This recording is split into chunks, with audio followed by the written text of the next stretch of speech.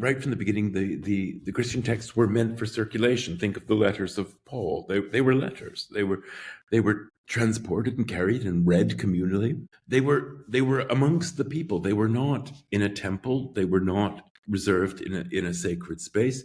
And then from the second century onwards, the Christian writings are being put together in a codex, which basically is a sort of book form, which means that as opposed to a scroll, a book, you pick it up, you read it very differently. You can move back and forth from start to finish. You can cross-reference in a way that you cannot with a collection of scrolls. So Christianity was already involved in new ways of reading a text, and it had a different sort of technology. Christians didn't invent the codex, but they made it very much their own. You take the story through to Gutenberg. What does Gutenberg produce in the 14th? This is the first printed book with movable print in the West. He produces a Latin Bible, and because he knows there will be a good market for them. So then, again, as I talk about, by the end of the Middle Ages in the Renaissance period, the book becomes much more, because printing makes the Bible into a commodity. It becomes a certain market value. Printers are working with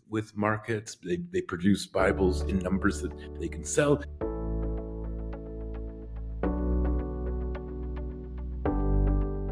Hello and welcome to It Means What It Means, the podcast in which a guy with some college and a day job has long-form conversations about biblical texts. Today's guest is Bruce Gordon, and we're not just talking about a biblical text, we are talking about the entirety of biblical texts and the global history of biblical texts. So I'm not trying to do that thing where I set up the book, because I'm about to do that in a minute when I actually pitch to the conversation. So if you have feedback, guest suggestions, or I don't know, maybe you just need somebody to talk to, hit me up at itmeanswhatitmeans@gmail.com. All one word, itmeanswhatitmeans@gmail.com. If you want to listen to episodes or watch them earlier than they come out everywhere else, use the link in the show notes here to become a Patreon supporter for $5 a month. Other than that, you can also follow and interact with me on Facebook, Instagram, Threads, Twitter, Blue Sky, Spoutable, YouTube, TikTok. So many places, so many opportunities. So without further ado, here's my conversation with Bruce Gordon.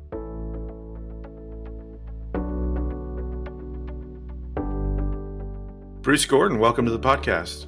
Thank you so much for inviting me. Before we get going, will you tell us a little bit about yourself? Sure. I grew up in Canada, Western Canada, very cold in winter. I studied in Eastern Canada in the Atlantic, in Halifax, in Nova Scotia. After that, I went to Scotland and did a doctorate in Reformation history. And following that, I was a few years in Germany and Switzerland, and bounced back to Canada, and then bounced back to Scotland, where I taught at the University of St. Andrews in the history department for 15 years. I married a woman from Scotland. We had a daughter there. And in 2008, we moved back to Yale. And I now live in Vermont and commute back and forth to New Haven. What kind of commute is that? Like, how long is the commute? It's not really a commute, because we have a small apartment in New Haven, which is where I stay during the week, and then Wednesday, Thursday, I go back up to Vermont. It's only 2 hours by car and 3 hours by train. I'm always surprised. I live in Houston, Texas, and I'm always surprised to find out how tight the Northeast of the United States is, because just my commute in my metropolitan area, a day for me is just like so much more driving than I think a lot of people up north have to do. Well, my European friends would say, well, that kind of commute would take in about 3 countries. Probably. Yeah. I know people in the UK have to remind each other when they say something is a long trip. Like if you live in Texas, that's nothing. That's driving across town for me. Okay. So we're discussing your book, which came out last year, The Bible, A Global History. Very straightforward title. Mm-hmm. Although I know my preference is to say biblical texts. I don't try to impose that on anybody. It's just me I think, kind of hedging my bets. But so when we talk about the term the Bible as it's used in your book, what does that mean going forward in this conversation? Well, it's a very interesting meaning because it's never been an entirely stable meaning. Of course, it means books, plural, coming from the Greek, and in a sense, it's always been that because its evolution over the first, well, through the fourth and fifth centuries, through the age of Athanasius, where it's often dated as a sense of canon, but it was never so easily identified as a canon. Athanasius's letter, which is often cited as the foundation of a canon, was not universally authoritative in the East. The Syriac churches had a different canon, and to this day, the Ethiopian church has not 66 books, but has over 80. And Protestants and Catholics with respect to things like the what's Protestants call the Apocrypha, these sort of intertestamental books, which were then placed in between the two testaments, but sometimes Protestants leave them out. So what I talk about is the Bible, is its various forms. I don't assume that there is absolutely one canonical version of it, because there's the one that I grew up with and know. But I also, in writing a global history, you have to recognize that the Bible varies, and what people mean when they refer to the Bible can look somewhat differently. But in terms of the book, it means the Bible in its various forms. For Christians, the Old and New Testaments, and then in some traditions, other works included. I don't take a Western Protestant view as the definitive form of the Bible. That's fair. So I think so. So my next question, and this will probably be the only question that I necessarily feel like I have to refer to the questions that I sent you. So I want to ask it, and then I'll read a passage that motivated it, and then I'll just set it up with this. This is the thing that stuck with me. I listened to the audiobook, so I got the Kindle version to make notes, but I had the audiobook. So, I'm just driving my long commute or walking my dogs, and I'm listening to it. And I'll call him out in the introduction, but whoever the voice actor was, they did a tremendous job. His voice. Yeah, he's good. I was actually allowed to choose between several contestants, and I really liked him. You chose well. Okay, so the question is it fair to say that you are describing, quote, the Bible as a nexus of physical spaces and internal or conceptual spaces? And here's there were several spaces, but here's what I could really find that stuck with me about that. So you say, throughout early Christendom, word and image did not exist apart from the physicality of the books in which they dwelled.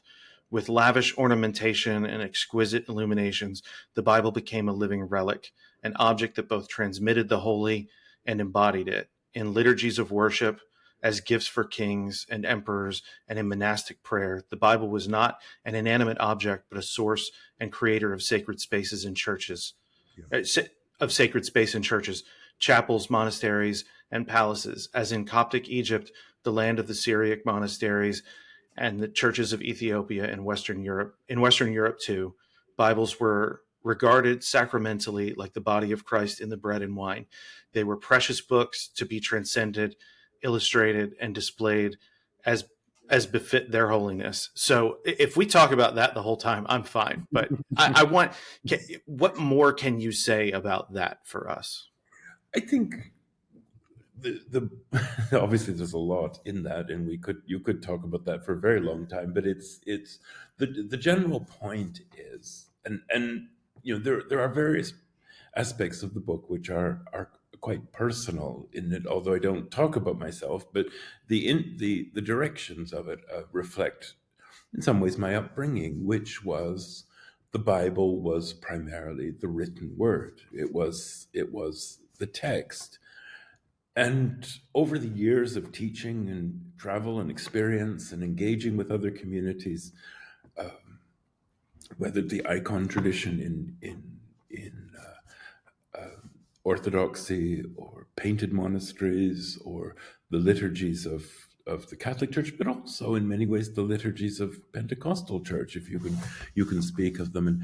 And what over the years has become very clear to me is the physicality of the book, in meaning that it's not just a book that you turn the pages of, that it is itself an embodiment of the message that it contains, and that emerges in the early centuries. The first versions of Scripture, it's slightly dangerous to speak about it as the Bible, but the first circulation of Christian texts, they were often very rough and ready things that could be carried in a satchel or carried in a pocket. They were meant for transportation. They were meant for preaching. They were meant for communities to read together. They were to pray together. But by the 3rd, 4th, 5th centuries, probably more 4th and 5th centuries, you have the beginnings of illustrations, illuminations. And by the 5th century, you have a council in Constantinople where they explicitly say that the presence of the gospel in the meeting of the council represents the presence of the Holy Spirit. And this is this sense that, and in the liturgies that emerge, and to today, the processing of the gospel or even of the lectionary demonstrates the kissing of it, the touching of it, which was evident in the West, in the medieval tradition, or even today in Pentecostal churches. You see the Bible being held up to be seen, to be touched, sometimes as a means of both blessing and sometimes even of cursing.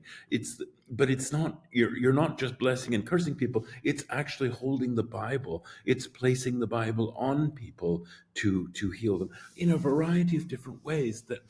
To think of the book sort of coming out of my tradition as primarily a text very much limits our understanding of what the Bible is.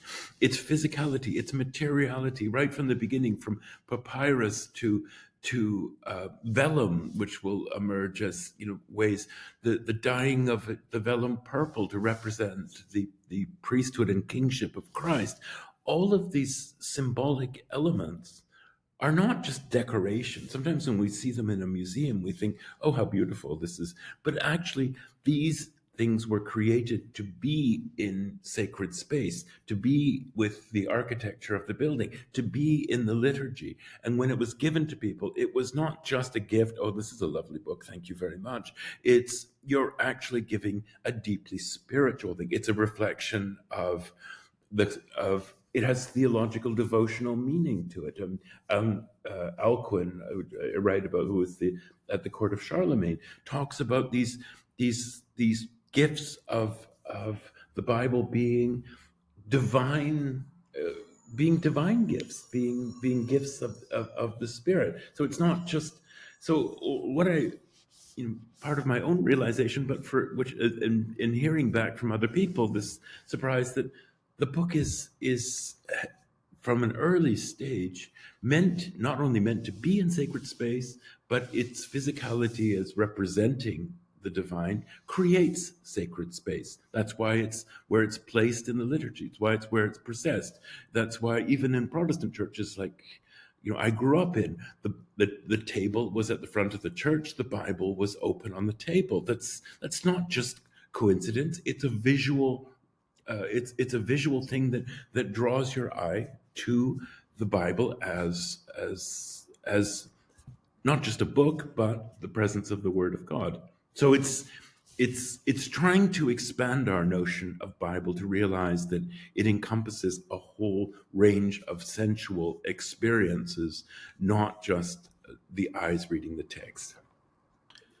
There's a lot of the material concerns, like you mentioned, vellum. So vellum requires animal hides, a number of animal hides to produce a complete text.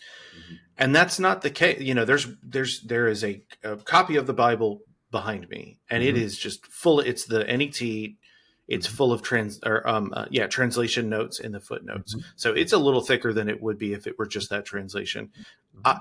is there an extent to which we take for granted the material, um, I guess the material factors in producing a Bible, and does that in any way affect our appreciation for it? I don't know, as a text or collection of text. I'm losing my words here. I think you're right. I think it's right from the beginning. The Bible has had a very close relationship, to put it sort of slightly crudely, technology.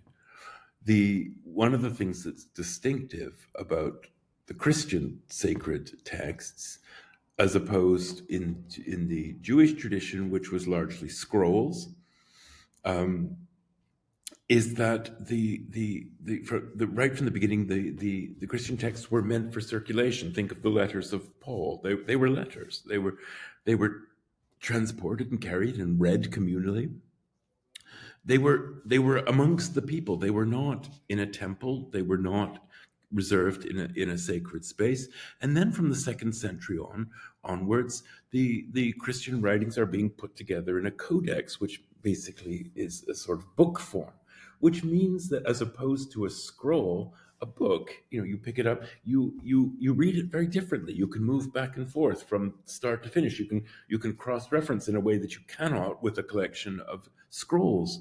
So Christianity was already involved in new ways of reading a text, and it had a different sort of technology. Christians didn't invent the codex, but they made it very much their own. You take the story through to Gutenberg. What does Gutenberg produce in the 1450s as the first printed book with movable print in the West? He produces a Latin Bible, and because he knows there will be a good market for it. So then, as I talk about, by the end of the Middle Ages in the Renaissance period, the book becomes much more, because printing makes the Bible into a commodity. It becomes a certain market value. Printers are working with markets. They produce Bibles in numbers that they can sell. Gutenberg was a businessman, ultimately an unsuccessful one, but but printing became a business, and you knew that Bibles were probably the most lucrative market for obvious reasons. So I don't want to say the invention of printing, but the beginning of movable type in the West is connected with the Bible. Take that through to today. I was some years ago in a church in New York, and they were reading I think it was the New Testament reading, and I looked in there was a lot of young people in the church, and they were all holding up their phones. And at first I thought, oh, they can't even sit through a service without looking at their phones. Then of course you realize that they're following the text on their phones, and the way most people encounter the Bible now, certainly under a certain age, maybe 40, I don't know, but most people encounter the text is not your book on the shelf behind you. Most people, whether in Africa, Asia, across the world, are reading the Bible through apps. And apps, of course, introduce a different form of reading. You can move through the text. So it's not as with a book. You're largely reading through this. You can go back and forth, but of course with apps you can instantly have you may read a portion of the text. You may click to another portion of a text. So again, the Bible is involved in new ways of reading. The way we read electronically is different from the way we read books, and just like before, the way the codex worked was different from how people used scrolls. So the story of the Bible has always been connected to advances and changes in technology. And 10, 15, 20 years from now, we could be engaging with the Bible in yet a completely different way.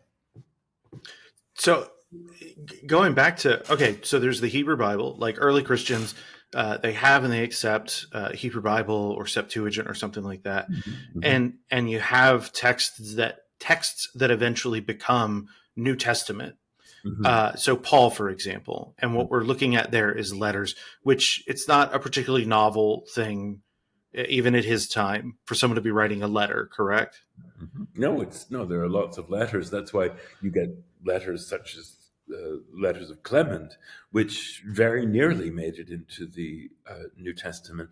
As a there's a culture of letter writing that Paul is part of. I mean, Paul is participating in the forms of communication of his time. So it's not surprising that he's writing to these various churches, and he talks about in his letters, this is going to be delivered by so and so, it's going to be read by so and so. We get a sense of the life that these letters had, and of course, depending on your views, a number of the letters are not written by Paul. Way back to the early church, they were pretty clear that Hebrews was not written by Paul. In fact, there was some resistance of Hebrews being in the New Testament at all. And so it's clear there are other letter writers. There's some people who are using the name of Paul, and that was entirely, we might think that that's being deceptive. Not at all. It's in the ancient world, assuming the name of somebody else was actually a compliment to them rather than trying to sort of rip them off in some way. So the Christian writings are participating in that. As has often been said, the Christian writings existed in the literary cultural world of the Mediterranean. And so there's the message being, I guess, delivered through the medium of an epistle on vellum. Yeah. But there's the philosophy, I guess, of, euangelion, evangelium, evangelism. So it does, and you can say pass, but does the philosophy or approach or mentality of evangelism, does that drive the utilization of medium, or does the medium facilitate a burgeoning philosophy of evangelism? That do you see where I'm going with that? I don't think it's an either or here. I think it's certainly, I mean, what the whole nature of Christianity, and you can, whatever branch you belong to or whether you don't belong to it at all, it's very clear that in the gospel ends with the Great Commission and go unto the nations. And the message is not to stay in your little group of the chosen, but that you should go out and immediately, there are legends and stories, but it seems quite possible that the disciples reached the Black Sea, that the Coptic Church has the tradition that Mark came to Alexandria and was martyred there. We have the stories of Thomas in India. There are even stories of disciples reaching China, and so it doesn't matter whether but certainly the point is that they were to go into the world, and that was the nature of Christianity. It was evangelism in that sense. They believed they were doing what Christ had instructed them to do, and that does connect very closely with the nature of the scriptures, because, as I mentioned before, they were portable. They could be transported. They weren't this text, as I said before, that was to be kept in a holy place.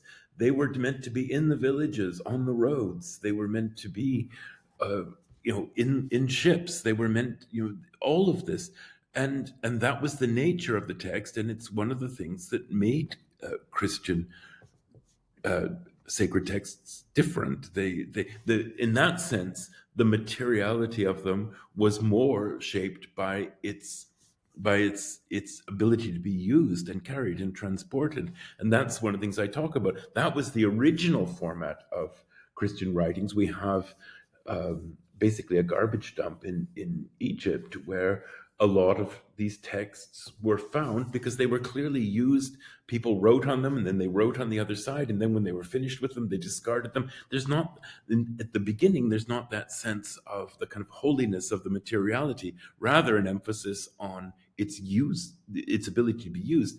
The story that we were talking about later, which really begins in the late 4th, 5th century, where there is a sacredness to the text, is a different change. But even today, we We have both Bibles that are highly beautiful, and we have the Bibles that are, or Gospels that are used in worship or are ornate, but we also have what we regard as extremely usable ones that you can take notes in, or that.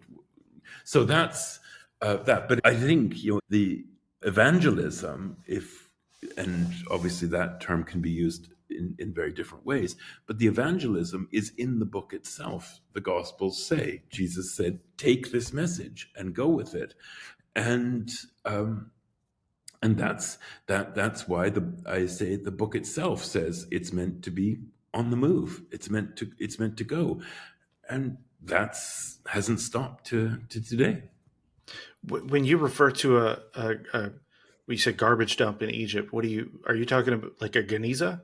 Yeah, it's I've forgotten the name of it. It's come out of my mind, but it's a very famous, basically a rubbish heap that was discovered, and included in it was a lot of different leaves of Christian writings, and it was clear that these writings were being used, and they were often being reused, repurposed, and then in the end, for whatever reason or another, they were discarded. So that what that helps us to understand is that these texts in their early period were not that they were sort of disrespecting it by throwing it away, but rather that the text existed orally. It was being transmitted by speakers, but it was also being transmitted on documents that were themselves just seen as what we might think of as a pad or other forms to be done. So it was more important was the message, the word, rather than the physical form of it. So that's why I'm saying it's not till later that notion of the materiality of the scriptures becomes more important. Jumping back to the 4th century real quick. So this will be a pretty point blank question. There are people out there claiming the Council of Nicaea determined the Christian canon. Is that true? And where did that come from? I mean, I don't know where it comes from. It's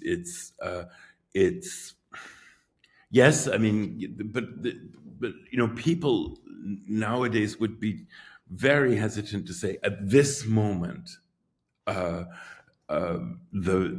canon was decided. Right through the Middle Ages, and even in the Reformation, people are still moving the canon around. They're moving books around.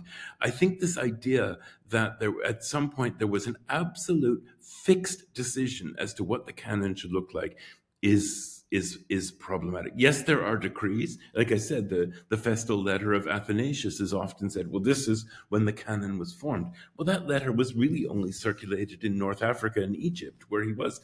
People in Syria didn't have it. People probably in Spain didn't have it. So I think people like to have definitive answers, but the truth is the canon really remains in flux for a considerable time. I don't know who is saying that this what absolutely was the case, but it's a little historically a little problematic to say this is the moment at which the canon was fixed. It seems reductive, and I heard recently it was like somebody said it was Dan Brown. I haven't looked into that, but that sounds on brand for him. Well, people like to criticize Nicaea, so it often gets attributed sort of a lot of different sins. For listeners who care, Athanasius of Alexandria was not a simple character either. It's not like he was just he was a bishop and he was just in charge. I think I looked into it as a teenager because I found this particularly disputatious historical figure, and I really admired him for being so difficult. Well, and I want to say of the 45 years that he was Bishop of Alexandria, he was in exile for like 17 of them. Yeah, he managed to anger just about everybody, and he clearly was an extraordinary figure. But on the same time, he's battling against Gnosticism. He's battling against various different groups, and he's battling with the emperor. He's, as you say, he's deposed several times and then comes back again. It is an extraordinary career. Yeah, he's an interesting guy. So I know there's, the Orthodox churches, and then even the Ethiopian church kind of has their own deal. And then Western Catholic churches, and then ultimately Protestant Do we see today a geographical difference in what the biblical texts are as they're being distributed kind of in the modern era?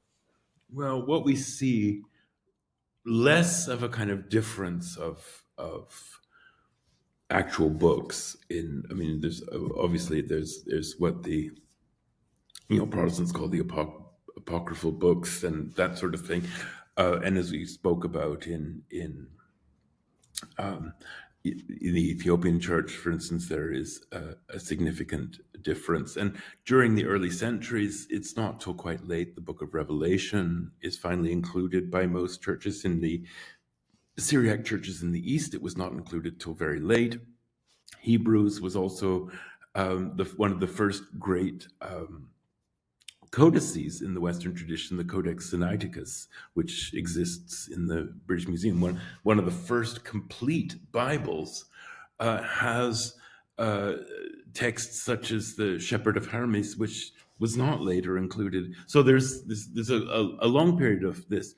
That's really not so much an issue now. I think the modern question, certainly in the 20th century, and in our own time, it causes considerable emotional disturbance, is translations. And what we have now is probably, even in English, far more translations than have ever existed before. And you find people who can be quite decisive and in quite even aggressive about which translation should be used. I think that that's now more the issue than the canonicity of the books. I mean, there may be people who could give you a better answer than that, but I don't sense that that's where the battle is. The battle is much more over translations, the RSV, the NRSV, as opposed to others, was seen as the liberal Bible, and the NIV, and all these things. This is because many of these translations have become code for religious differences. It doesn't really seem that far off from some of the conflict around Jerome developing the Vulgate and that not being liked, and then people trying to replace the Vulgate and that not being liked either. It's just another iteration of cultural attitudes being reflected on biblical texts, right? Well, one thing I've certainly learned is that there's nothing new under the sun, and certainly that's true with Bible translations. That almost every Bible translation that we might now regard as a classic was hated when it came in. St. Augustine tells the story of a church in North Africa that turned into a fist fight when Jerome's translation was used instead of the old Latin translation, which the people knew. I think it's from Jonah. And anyhow, Augustine relates this story that people were outraged that the Bible, or the text they knew, was being replaced by this thing from Jerome. And Augustine says, well, people are not so keen on your translation here. And and people think of Jerome's Bible as being the great Bible of the church. Well, it was, but probably from about the year of 1000 or 1100 onwards. It takes a very long time for it to become. And most famously, people think the King James just sort of descended from heaven and became the Bible of the English language. The King James was extremely unpopular when it was introduced in 1611. People were wedded to the Geneva Bible. And the Geneva Bible, which was the Bible of Shakespeare, was the Bible of Elizabethan England. People said, why do we need a new translation? And it's not till 1640s, where they actually forbid the printing of the Geneva Bible, that the King James starts to become. But we now look at it as if some years ago, I guess in 2011, we had the anniversary of the King James Bible, and it was this story of this great Bible that unfolded in 1611. Well, in 1611, nobody wanted it. So there is a long series of histories of new translations often receive a very hostile reception because, and we see this It's a very human story. We see people are very attached to the Bible they know. They were brought up with, their parents were brought up with, their grandparents were brought up with. The Bible incites very strong loyalties, and translations have very strong loyalties. So, my general sense in the history of the global Bible is that new is rarely seen as better. My favorite modern example of a controversy over translation is I read, I think it was William Mounts tells the story of being on the committee translating the ESV, and they get to John 3:16, and the debate. It's pretty much half and half, scholars and clergy, and the scholars want to change the rendering from "For God so loved the world" to "This is how God loved the world," Mm. and the clergy are like, our congregations are never going to go for that because they're used to this. But the in contemporary English, and I read that story over 20 years ago. Mhm. The contemporary English were saying this is the extent to which God loves the world, or the magnitude of God's love, as opposed to here's how it Mhm. happens. And Yeah. I would say that's a significant difference. But they ended up sticking with and it's the King James, ultimately the King James, that gives them that translation that everyone is so used to. Yeah. And famously, when they came up with the RSV, and the translators replaced virgin with maid in Isaiah, and the translation, and many people were outraged because they thought that this was denying that this was a prophecy of Christ and the virgin birth, and it became a huge debate about liberal and more conservative Protestantism over these choice of words. So what somewhat similar to what you were saying. These choice, and but the thing is, translation has always been extremely controversial. But the nature of the Christian sacred texts is right from the beginning, they were translated. The New Testament was written in the language of the common people. It was, we know, very quickly translated into Aramaic, Syriac, and not very long later, as far away as uh, Armenia and what's now Georgia, and into Coptic, and very early on Ethiopic, down the Nile from Egypt. So it's the nature of Christian scriptures is connecting with its physicality, which was that it should be a book on the move, is that it was always to be translated into the languages of the people. The Christian tradition it has Hebrew and Greek as more or less original languages, but they're not in that sense sacred languages. Very often, the language for Christians is their own language, and so that puts translation right at the center of the history of the Bible, the Christian Bible. I think the practice of reading is difficult too. I'm working my way through a book about prosopological exegesis, which listeners, I won't take the time to explain that necessarily right now. But and the coincidence here is, in a conversation with, I believe, a colleague of yours from Yale, Yijian Lin, Mhm. she mentioned the complex and various history of approaches in reading biblical texts, and it kind of, in trying to understand how Justin Martyr or Tertullian could have a reading that's so off base from the historical critical reading that I grew up as a Protestant valuing, Mhm. but then seeing that's also in biblical texts like Hebrew, or in the Gospels, they're casting back to Isaiah in a way that Christians would find it controversial. It's just trying to wrap my head around not just the texts and the various texts that are there, but also what is the history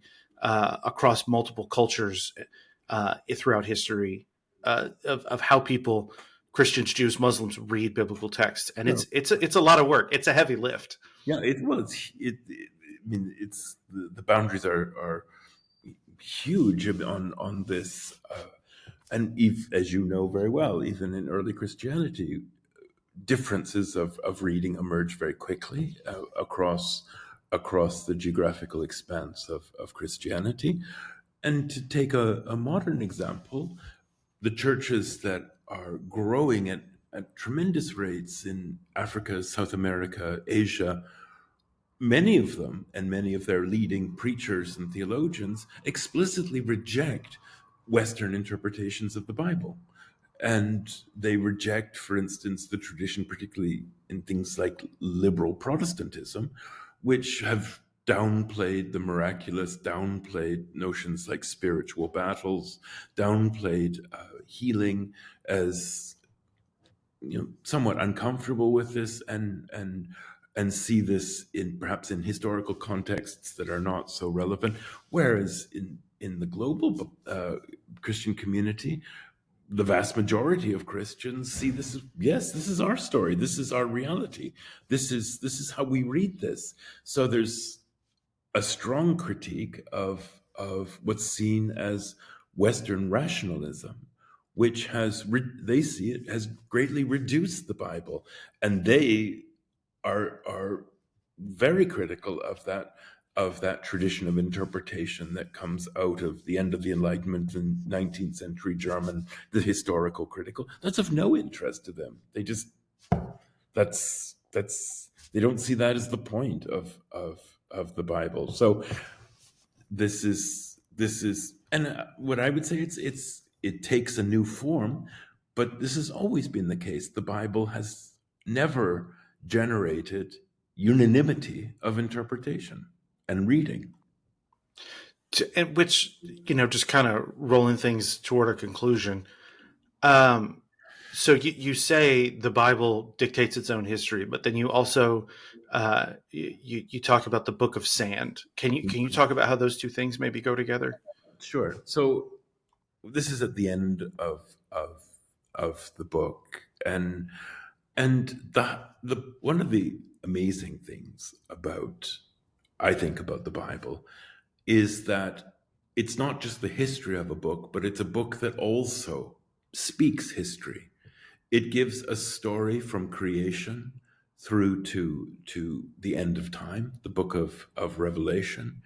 It has its own sense of time, of biblical time, which from the early Christians who believed that Christ would return, but in a way, the fact that Christ didn't return tells us that our sense of time and the Bible's sense of time are clearly not the same. And this was the same experience for the Israelites in the Hebrew Bible. They're constantly being reminded that their sense of time is not God's sense of time.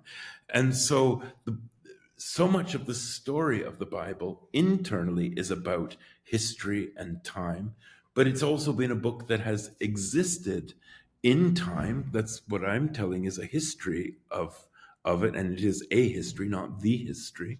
It's a book that has itself a history. It is a book that tells a story of history. And when I speak of Borges's wonderful short story called The Book of Sand, I won't go into retelling the story, but it's about this book that he becomes, and every time he opens it, it's different, and he finds something, and then he can't find it again. And it's where I wanted to say this is that the Bible is a conversation. It is God speaking to humanity, but it is also humanity making that book its own story. And that's what you see in the global church is different communities entering into conversation through the Bible, but it's in their language, it's in their tones, it's in their culture. And so it's this book that has so many lives and so many aspects to it, so that, like the Book of Sand, it won't ever just remain one thing. It's changeable. It speaks in different voices. And so in a way that allowed me to end the point that in some ways was the inspiration of the book, for my book, was that this Bible is far more than we ever imagined it to be. It goes way beyond our imagination. And although it has endlessly been the source of of conflict, oppression, and violence, and endlessly being claimed that people have the interpretation of it, the Bible just won't be owned. It subverts all of those efforts because it's bigger than all of us. And that's why I suggest that the attitude we should have towards it is not that we own it or that we have exactly the right interpretation. I think we should be in awe of it and approach it with humility. I hope everything is okay over there on your end. Oh, it's just, yes, well, downtown New Haven. Is there anything from the book that, and I know there's a ton that I didn't ask about, I kind of camped out in my little pet areas. Is there anything from the book you were hoping I would ask about that I didn't bring up? I suppose one aspect of it is so much in the West has been this story that in the last 500 years, from the scientific revolution through the Enlightenment, through the 19th century, through the 20th century, has been a story of secularization and a kind of emancipation of science and knowledge and politics from religion.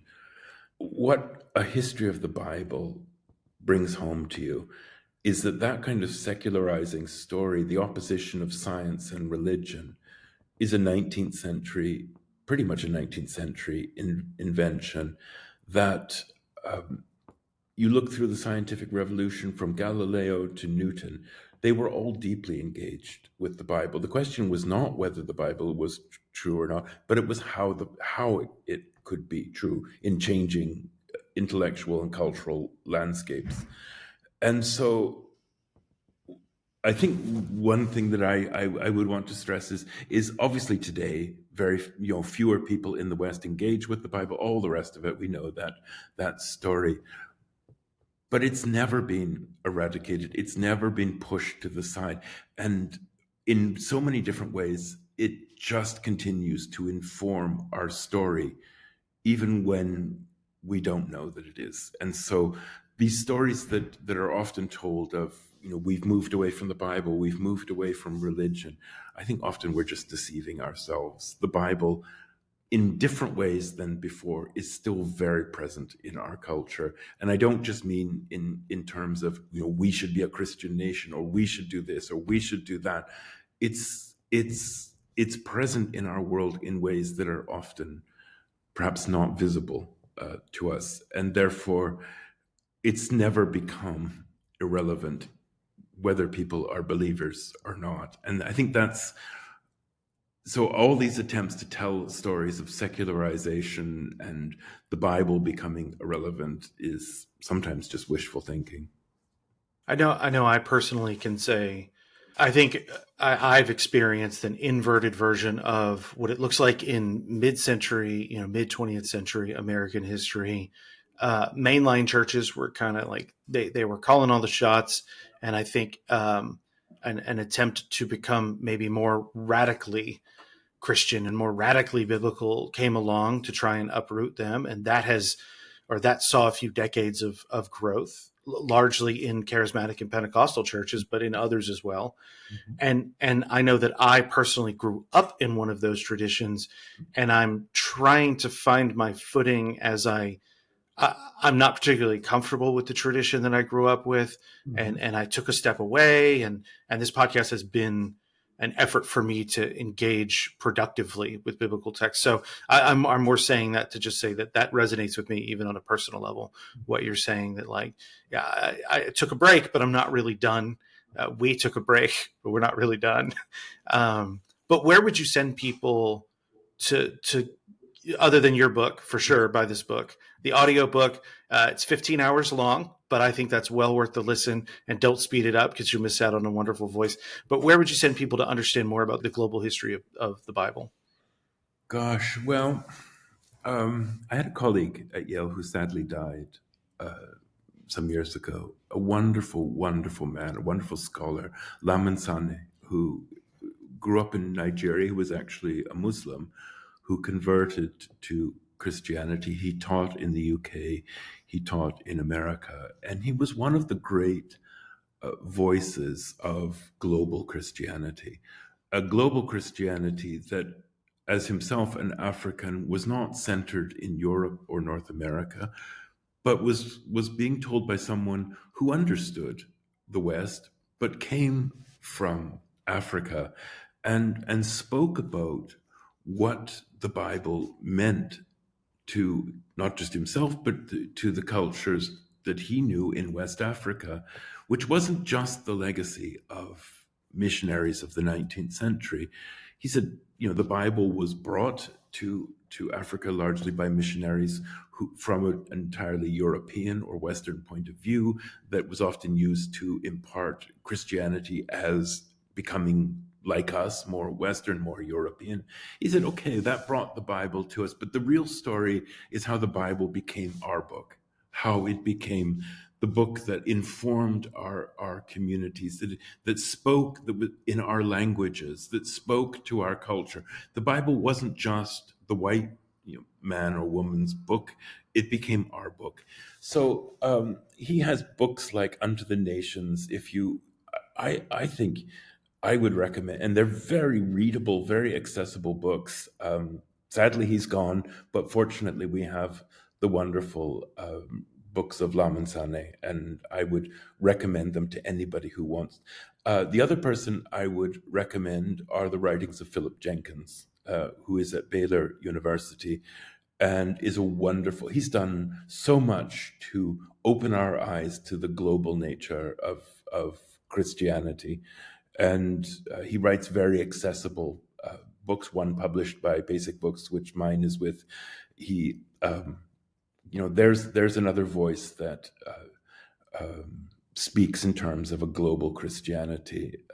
So those are two authors, Lamin Sanneh and Philip Jenkins, that I would recommend. There are many others, but if you go into their books, they will open up many other authors for people. Yeah, sometimes even in a really good book, sometimes the best part is just a bibliography at the end, where now you have a shopping list given to you by the author. What do you read for fun? What do I read for fun? Well, I spent the weekend reading student papers, but that was fun because I really enjoyed them. But when I love to read memoirs. I love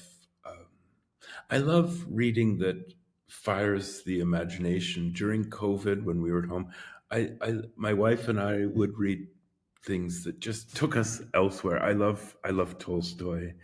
I love this is an open mode. I love travel literature. I think I just love good writing, and I can be interested in anything if it's well written, well told. I will read anything because it's like lectures or talks or sermons. They can be on anything, but if they're well done, I'm just there. I'm with that. I can be interested. I could be interested in anything if it's delivered with passion and passion and conviction and beautifully done. So I like the writings of people who are just so gifted, and that's so it can be anything. I'm very eclectic. Anything in particular by Tolstoy? Let's see. Well, there's so much, but I love his short stories, and those are. I'm also a fan of his religious writings because they're some ways quite quirky, but they're so passionate. And he has this line in it that just sticks with me, and it keeps coming out again. He says at one point, "What would it actually look like if we did what Christ taught us?" And I often think of that. Think with all the various ways in which Christianity has been construed. I think, is this I was just reading for another thing of pastors in Europe on the verge of First World War, where they're so persuaded that God was on their side, the side of empire and conquest. This was both German, and I think, what would Tolstoy say here? This is is this what Christ taught? So his works on what he believes. but also probably the beginning of my reading career many years ago as a teenager was Anna Karenina, and um, that is just that is an extraordinary book. And but War and Peace, all of them. I'm also a great Dostoevsky. I'm a great Dostoevsky fan. So I have to confess, I've never read any of the Russians. right. It's just not for any reason. I just haven't ever read them. So Well, the Bible book opens with a quotation from Dostoevsky, and it's not coincidental. So fair enough. Okay, well, I really appreciate you sitting down with me. So unless you have anything else, I'm going to call this one good. well, thank you, Jared, for inviting me. It's been a great pleasure. All right, take care. Okay.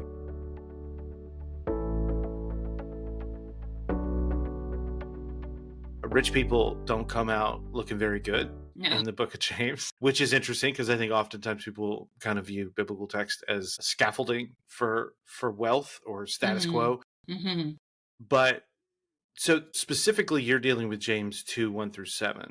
Mm-hmm. And so, and it's the courtroom theatrics there. And I know you start out the article talking about the interpretation applied in churches where wealthier families would rent, I guess, more prominent pews. I don't know that I ever came across this in like firsthand. Can you give us a little history on the interpretation of this passage? Yeah, I mean, like all biblical texts, the history of interpretation is quite varied, right? Because interpreters are always shaped by the context in which they live. So it's not like there was just one way of reading this text in James. So many people have talked about the economic concerns in the text, even going back to thinking of there was an 8th century interpreter called the Venerable Bede, and he thinks that James is rebuking members of the audience who were not caring for the poor. So he was really focused on the economic dimensions. But then you have other readers, like there was a German nun named Hildegard of Bingen.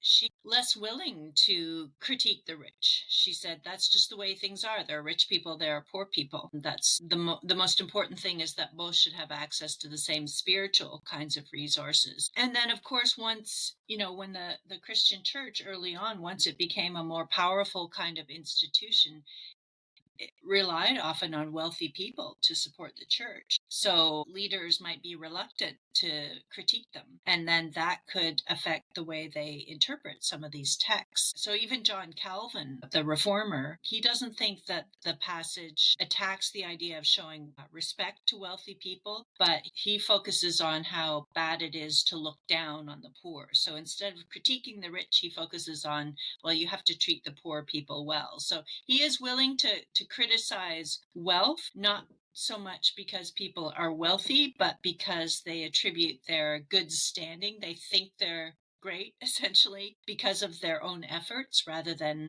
God. So it really, I think the interpretation has been quite broad. It's even been read in light of racial discrimination.